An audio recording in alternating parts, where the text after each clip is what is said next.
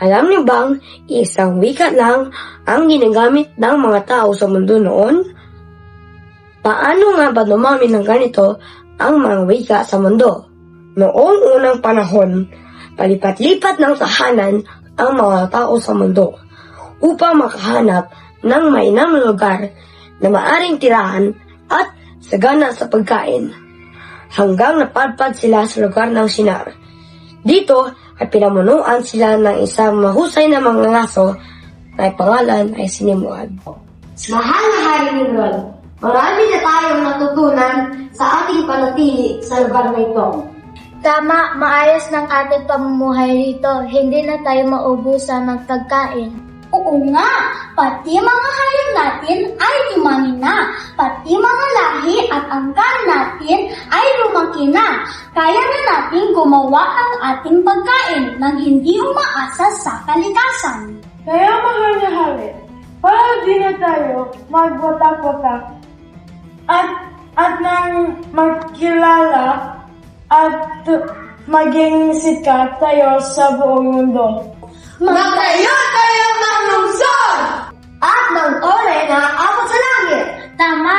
Sigurado marami darating na mga tao sa lugar natin. Hahangaan tayo ng lahat at makikilala tayo hanggang sa labas ng baharian.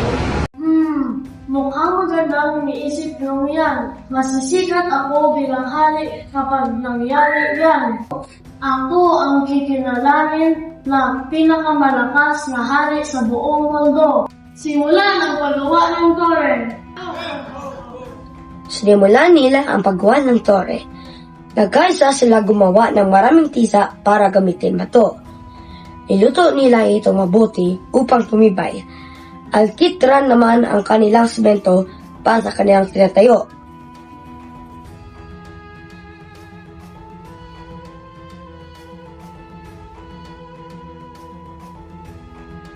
Ngayon ay nagkakaisa ang lahat ng mga tao dahil isa lang ang kanilang wika. Malakas loob nila at nakakasundo. Ang ginagawang nila ito ay pasimula pa lamang. Hindi magtatagal ay gawin ang kahit anong gusto. Hindi pumayag ang Panginoon sa naisip ng mga tao na pantayan ang kaniyang pagiging Diyos. Kaya sa isang iglap, umiba ang salita ng mga tao.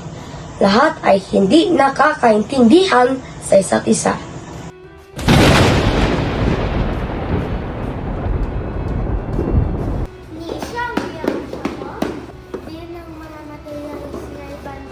Trabaja correctamente y más rápido.